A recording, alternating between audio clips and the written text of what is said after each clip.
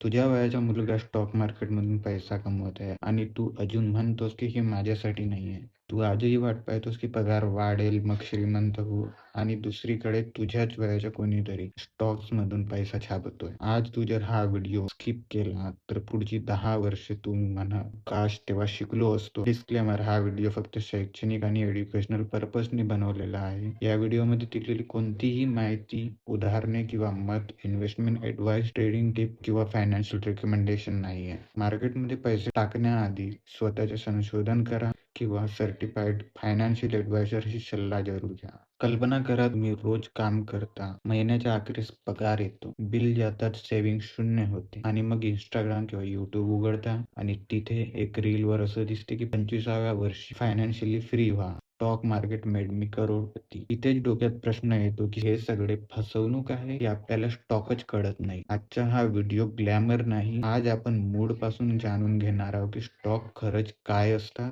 Point number 1: stock म्हणजे जुगार. बहुतेक लोक काय म्हणतात, स्टॉक मार्केट म्हणजे जुगार, पैसे बुडतात, मोठ्या लोकांसाठी आहे. पण थांबा, जर स्टॉक मार्केट जुगार असतात तर LIC, टाटा, अंबानी, गव्हर्नमेंट सगळे वेडे आहेत का? खरं दुखणं हे नाही की स्टॉक मार्केट धोकादायक आहे. खरं दुखणं हे आहे की आपल्याला ओनरशिप म्हणजे काय तेच माहित नाही आणि इथूनच सुरू होते खरा खेळ. आता लक्ष द्या, तुम्ही एखादी कंपनी बघितली, उदाहरण टाटा मोटर्स. शेअर्स म्हणजे काय? शेअर्स म्हणजे त्या कंपनीचा एक छोटासा हिस्सा घेणे. तुम्ही हिस्सा घेता, तुम्ही ऑनर बनता. होय, कस्टमर नाही, एम्प्लॉई नाही, ऑनर म्हणजे मालक. पण थांबा, जर तुम्ही मालक आहात तर तुम्हाला प्रश्न विचारायचा अधिकार आहे ना? मग स्टॉक रोज वर खाली का होते? कोण ठरवतं? टीव्ही वाला, ऑपरेटर वाला की मार्केट डेव्ह? त्याआधी एक गोष्ट डोक्यात बसवा.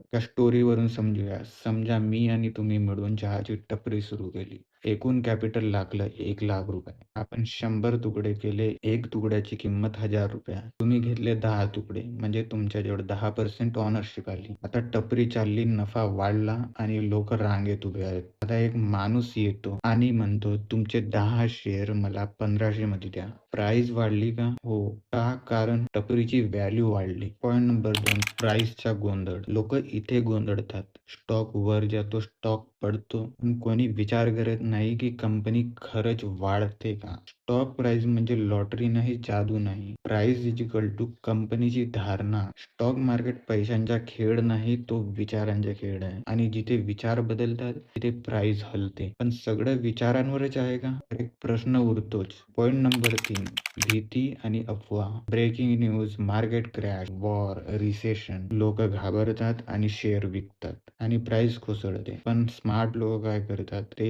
एकच प्रश्न विचारतात, कंपनी बदलली का की फक्त लोक घाबरले? पेन पॉईंट नंबर 1: प्राइस कोण ठरवतं? लोक अजूनही म्हणतात ऑपरेटर ठरवतो, बिग प्लेयर्स मॅनिपुलेट करतात, रिटेलची काही किंमत नाही. पण सत्य एकच आहे, प्राइस ठरवतो एकच नियम: सप्लाय अँड डिमांड. हा नियम तुम्ही रोज वापरता पण स्टॉक मार्केटमध्ये विसरता. IPL उदाहरणावरून समजूया. कल्पना करा, तुम्ही IPL फायनलला जाणार आहात. तिकीट्स फक्त 10,000 आहेत आणि पाहणारे लोक 1,00,000. काय होईल? डिमांड जास्त तर प्राइस वाढतो. आता उलट घेऊया, मॅच फ्लॉप झाला आणि त्यामुळे समोरच्या मॅचमध्ये लोक नाही गेले तर सप्लाय जास्त असतो आणि प्राइस पडते. स्टॉक मार्केट हाच IPL आहे, फक्त प्लेयर्स बदलतात. पण थांबा, जर सप्लाय आणि डिमांड एवढं सोपं आहे तर 90% लोक पैसे का गमावतात? कारण ते चुकीच्या वेळी मार्केटमध्ये इन्व्हेस्ट करतात.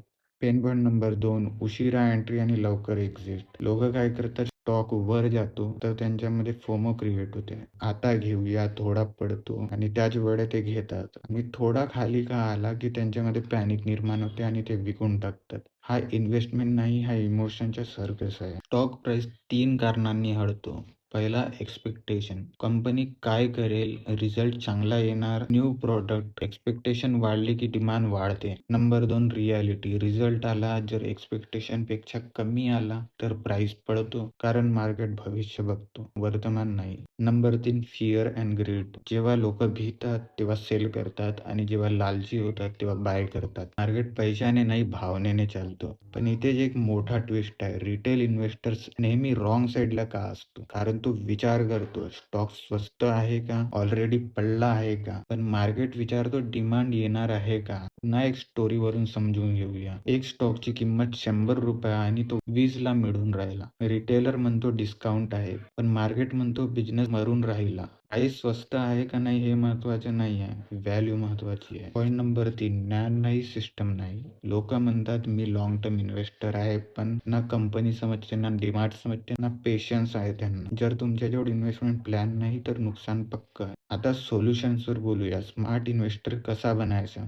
Number 1, ownership mindset. Share is equal to business, price नाही. बिझनेस बघा. नंबर 2, डिमांड ओळख. प्रश्न विचारा, लोकं खरेदी करत आहेत का? इन्स्टिट्यूशन्स येतात का? आणि फ्युचर ग्रोथ आहे का? Number 3, emotion control. मार्केट पडतोय पण तुम्ही शांत राहता आणि इथे पैसा बनतो. जर तुम्ही हे केलात तर मार्केट तुम्हाला घाबरवणार नाही, न्यूज तुम्हाला हलवणार नाही आणि प्राइस मोमेंटम तुम्हाला कन्फ्यूज करणार नाही. तुम्ही मार्केटच्या बळी पडणार नाही. तुम्ही प्लेयर बनाल. इन कन्क्लुजन, आज नाही, उद्या नाही, पण 5 वर्षांनी जे आज मार्केट समजतात ते पुढे बसून पाहतात आणि जे आज घाबरतात ते आयुष्यभर काम करत राहतात. प्रश्न पैसा नाही, प्रश्न समज आहे.